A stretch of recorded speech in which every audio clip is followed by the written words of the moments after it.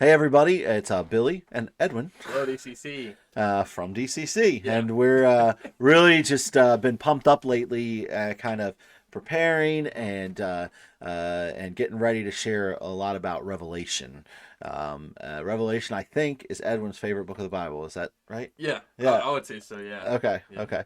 Yeah. And so, as we mentioned on Sunday, like one of the things that came up as we've been working together over the last couple of years is that Edwin really wanted to do some teaching hmm sermons through Revelation, and so we kind of have been working on that in the background a little bit here and there over the last 2 years, and are finally getting to it. And so we're really excited about it. Yeah. Is there anything in particular about this like first message where we kind of introed Revelation that really got that was Mm. really exciting that we got to put out in front of Mm. everybody for you? Something that I found just exciting to me was just a growing up. I always thought of Revelation as this horror book or like a horror movie, and my first just introduction to the end times was the movies Left Behind, Oh and yes, so the I infamous Kirk Cameron Left Behind Yeah, movies. Yes, and yes. every time that I would just watch the movie and go outside with my parents, and we're in the car and I'm looking out the window, I would just think, oh no, like my parents are gonna disappear and the car's gonna crash, and so I always just had this scary just mindset of Revelation, but what I loved about the intro the intro message Billy did was just a it's not a message of fear. It's not a message of um that scares us, but if anything, it brings us hope and gives us a clear perspective on who Jesus is and what he has revealed to us. So Yeah, yeah. one of the really interesting things that I think that we wanted to communicate through this series was, what Revelation is and what Revelation isn't. And the hmm Left Behind series is just a great example of someone using Revelation as kind of Yeah. this almost strict, scary timeline of events. Mm. Basically saying that what Revelation pictures is this great tribulation Yeah. that happens after the rapture.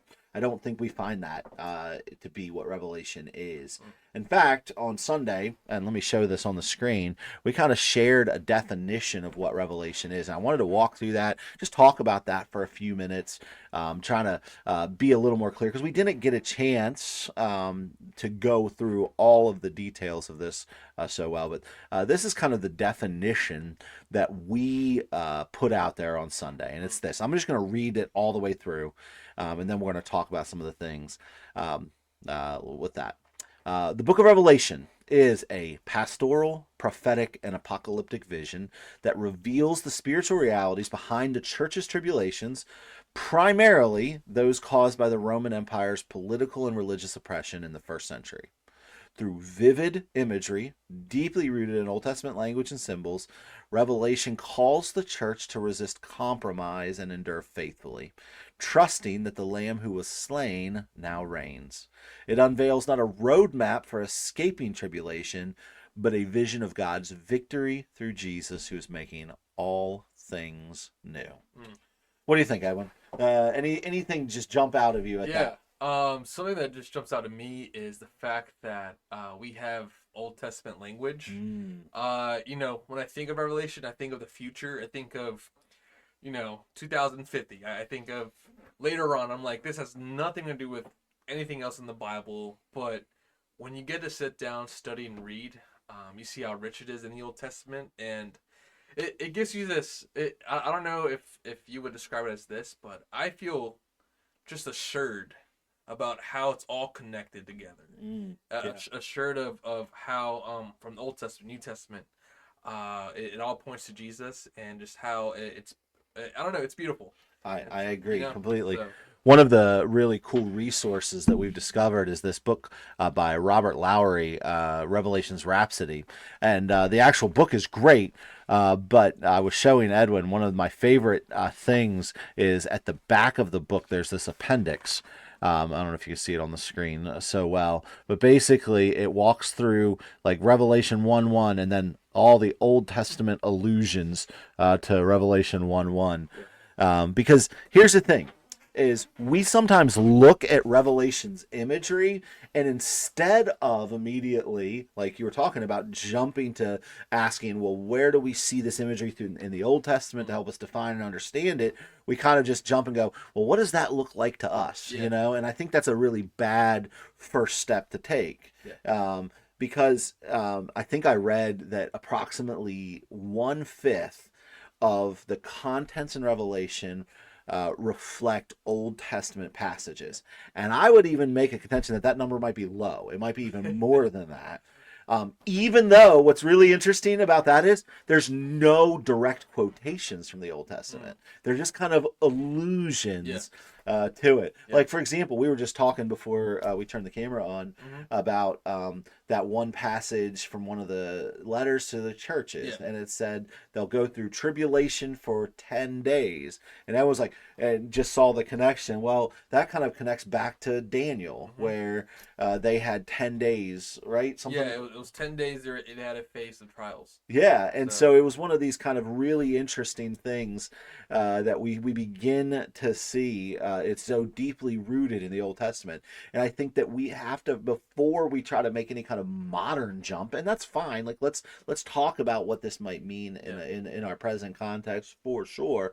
But when we're interpreting the imagery and the symbology of Revelation, we've got to ask, some things. Like, for example, the four horsemen Yeah. of Revelation, right? Like we that vision in Revelation 6 draws heavily from a passage in Zechariah, where there's these divine judgments of conquest, war, famine, and death. Mm. Like how are we got to start with Zechariah and then Yeah. Revelation, that kind of thing, Yeah. or the Beastie Boys as we like to call them, right? Those beast images that we Yeah. have in Revelation Yeah. are directly connected to some beast language we see in Daniel, Mm-hmm. specifically Daniel 7. Mm. And so, like, Mm. that Old Testament, that's why we included in this Yeah. definition that the imagery is deeply rooted in Old Testament language and symbols. Mm-hmm.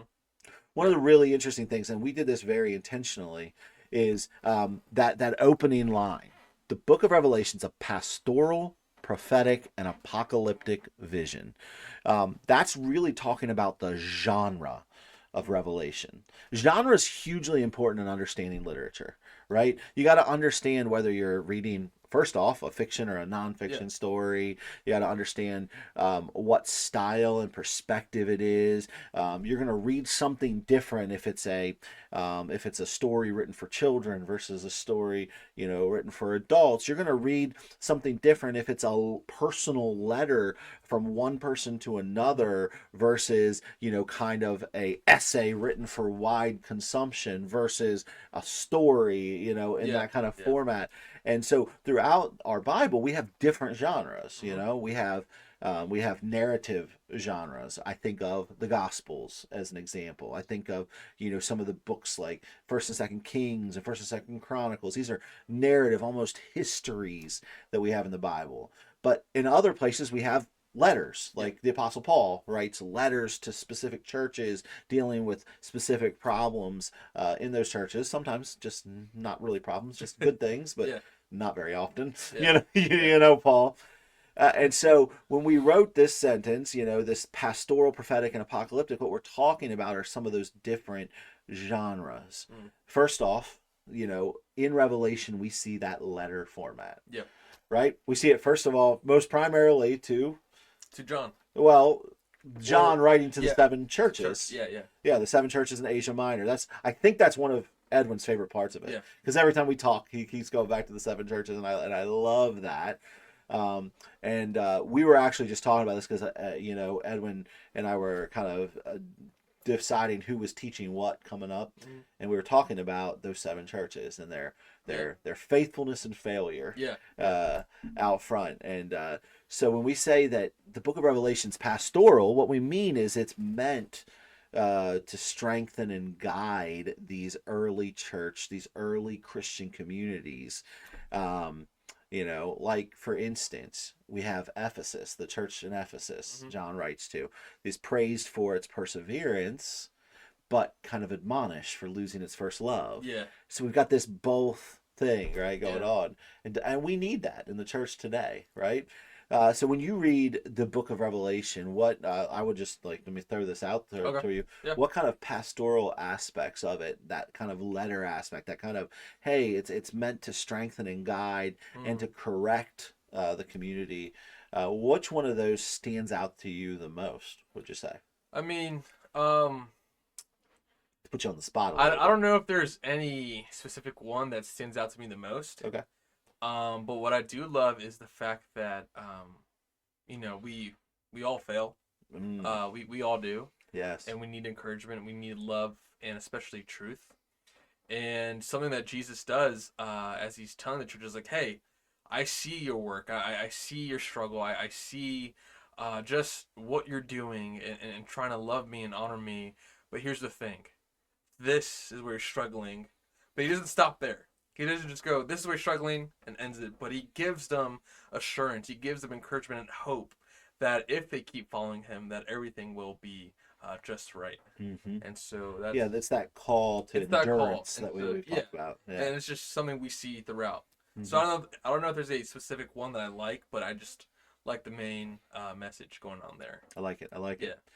We also have the book of Revelation, not just being pastoral, but prophetic. Like it's that genre of Mm. prophecy. And it's good to note right up front that when we say prophecy, we're not using it in a very like modern common sense of the word Yeah. prophecy. We often hear the word prophecy and we think about predictions of the future. Mm. That's not really what prophecy means in a biblical sense. Prophecy means to speak for God, often calling, in the same way that letters. Now, letters, Mm. when we talk about letters being pastoral, we're talking about specific Yeah. situations. Prophetic literature often is a little bit more generalized, calling believers to faithfulness, warning about impending judgments. We saw this all throughout the Old Testament, Mm-hmm. right? For Yep. example, Isaiah's warnings, Jeremiah had a bunch of Yeah. You warnings, got and Daniel. we got Daniel warning about the things that, and some of it did deal with the future and Yeah. impending judgment, but it's not only about that kind Yeah. of thing. And I know I have my Bible right here.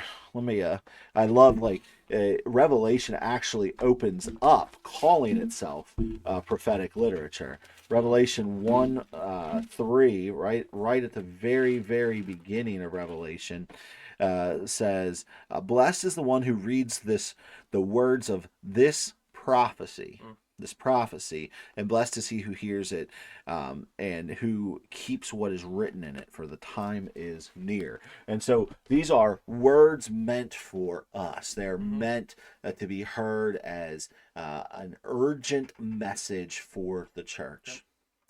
And the third thing we see is it's apocalyptic. In fact, the word that we often translate revelation is Yep. apocalypsis in the Greek. It's the very first word in the book of Revelation. It opens up the revelation of Jesus Christ. Mm. I'm not. We could read on, but that's Revelation 1:1. Starting right there, the apocalypsis, the revelation, the revealing. Mm. What I really love about apocalyptic, that picture, is what that means is it's this unveiling of divine mysteries through often vivid visions and symbols, Yep. like not literal things, but through these images and symbols and visions, are like a big Yep. characteristic of apocalyptic literature. Mm-hmm. um, and so what it's doing is it's showing us this hidden truth about God's ultimate plan, especially in times of tribulation and crisis. Yep. It becomes this kind of this hope that we hold on to as God, in these vivid images, and we do have like Yeah. vivid images Yeah. in the Book of Revelation, right? Yeah. We sure do. We sure Like do. this Sunday, we're going to talk about some of those images and how they show us who Christ is. Mm-hmm. But whew, there's some other wild ones in Yeah. there, that do it. What's your, what if you were to like think about what Mm-hmm. what your favorite image, symbol, like apocalyptic part of Revelation is, what would it be for you? I mean, there's a lot. Yeah, yeah. There's a lot, but I think the one that I just think of whenever I think of Revelation is just Jesus. Mm.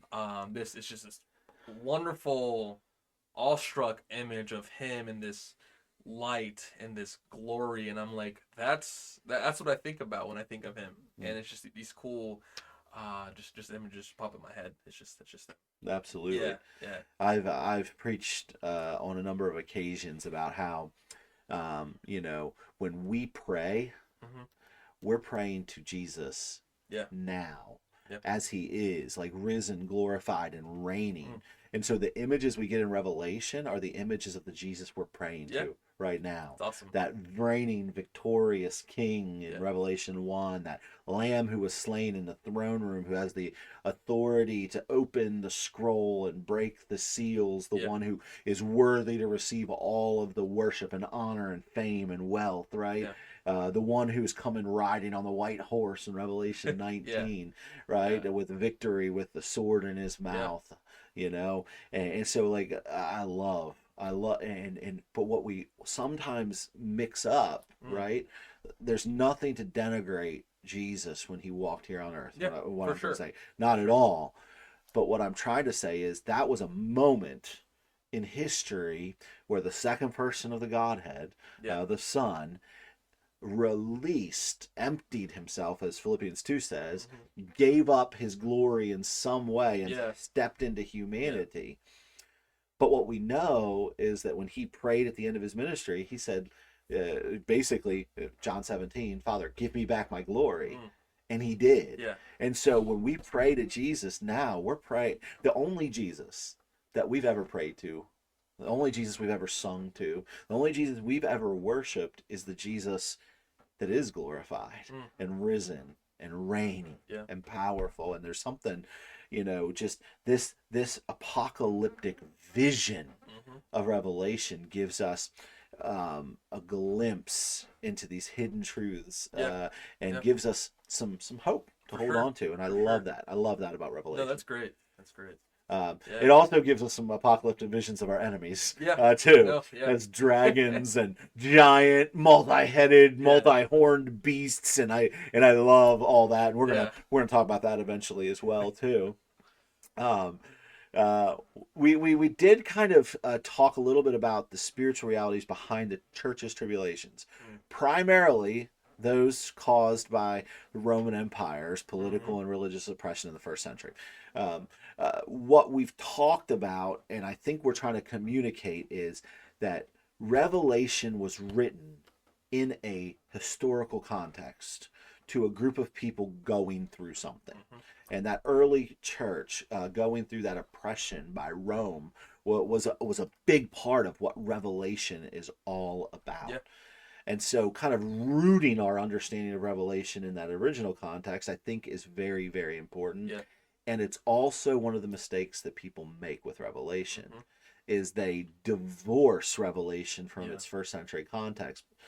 Um, Yeah, I mean, no, something that I like that you said to me while we are just studying and talking about this was if it doesn't mean anything to the original audience, then it won't mean anything to us. yeah. And like you said, I think lots of the times when we, think of Revelation, we try to put that in our own perspective and Mm. oh, this is written directly to me, directly to this year. Yes.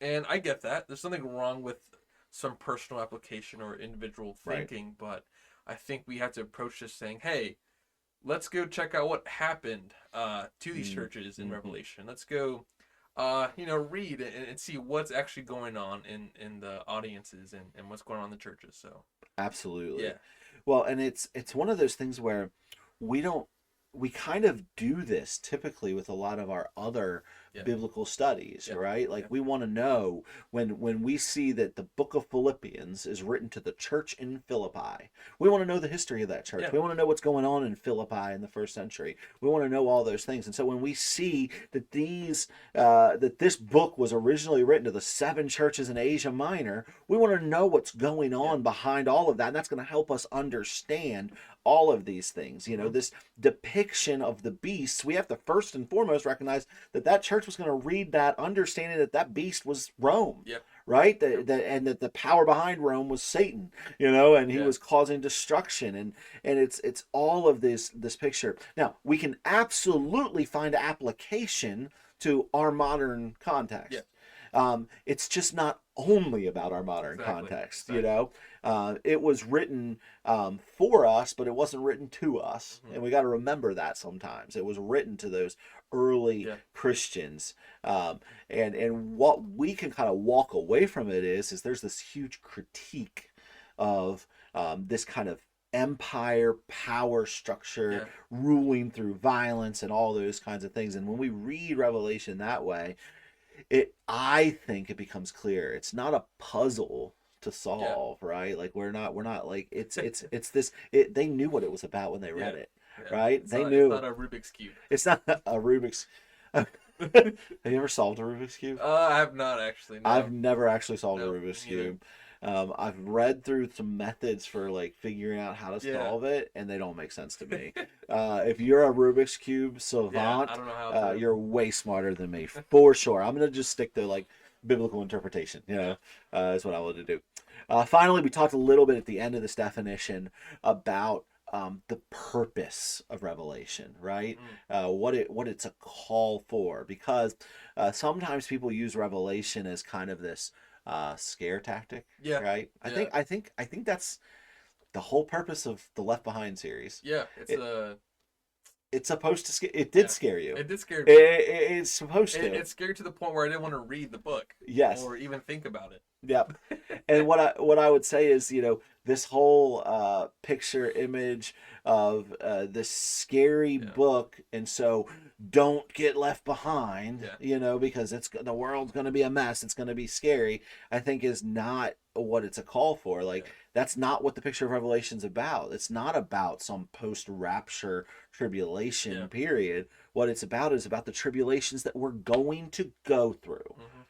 you know. And I think we have to just take a step back and go, Yeah. the church is going to, if the church is being faithful to Jesus, that means it's going to be unfaithful to the empires that are in the world, and we're going to face trial, Yep. tribulation, and trouble. Mm-hmm. And so what do we do in those situations? Well, I think Revelation calls us to resist. Yep. Resist compromising. That's where a lot of that imagery comes up that gets brought up a lot. Well, what's the mark of the beast? You know, what does that mean? And all Yeah. that kind of stuff. And we spend so much time debating like what the mark of the beast is. Mm-hmm. Do you know how many things I've heard the mark of the beast is? A lot. I heard apparently they're making like a new credit card, but like they put like a chip in you Oh, and like that's the mark of the beast. the implanted microchip has been a favorite mark of the beast Yeah. sign for people, Yeah. or back in the 80s or 70s, I don't know, before my time really, they thought like barcodes on Wow. items. I'm Yeah.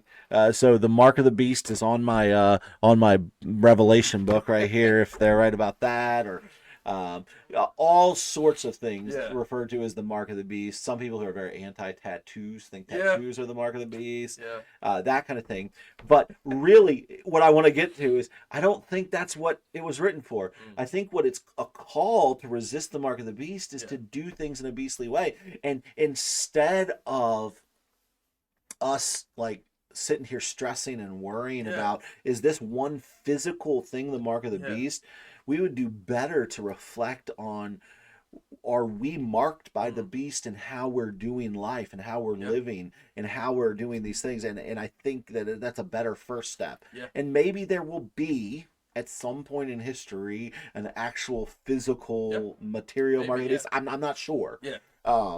But all what I do know is that when I read about the mark of the beast, it's a call to resist compromise to the ways of the world, to Yeah. the ways of the beast driven by the dragon. Yeah. Allegiance. Yeah, it's about allegiance, Yeah. absolutely. Yeah. And so we resist compromising because we're allegiant. I love Scott McKnight when he writes about Revelation. He always talks about, we're talking about Team Lamb and Team Dragon. Yeah. And whose team are you allegiant to? Whose team are you absolutely about? And so Yeah. we're called to resist compromise and faithfully endure, Mm. to just to make sure that we are not, going to be tempted to turn away from our Yeah. allegiance just because things get rough or times Exactly. get rough. Yeah. Because no matter how bad the things get, we've got these images in Revelation showing us, a king, Yeah. a king who's bigger than our Mm. problems, who's stronger than our fears.